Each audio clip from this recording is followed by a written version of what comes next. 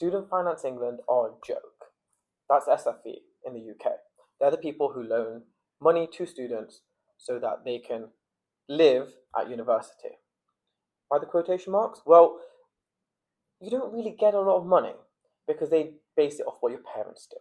Now, I was fortunate enough to have parents who were willing to support me, but not everyone gets that. So, the question is, how do you survive university? In my case, I started tutoring. Now, I know this isn't for everybody, but all I did was I did a couple of tuitions a week and I worked as hard as I could, and those couple became five. That five became 10. And all of a sudden, that 10 was my capacity.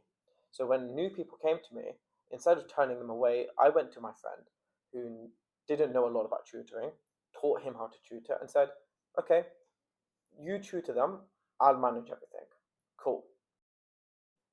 And then somebody else came and he had no time left. So then I said to someone else and I repeated the process. And all of a sudden I realized I was making as much from my friend's tutoring by taking a cut as I was from tutoring myself.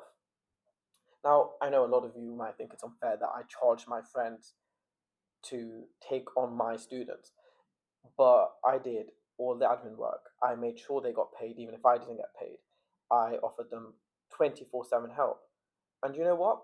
Even though the business has grown 100-fold and maybe even 1,000-fold since the early days, those haven't changed. Every single one of my tutors are guaranteed 24/7 help, they're guaranteed payment protection, and most importantly, I will connect my tutors with the students because I will talk to both parties and figure out what the perfect pairing is.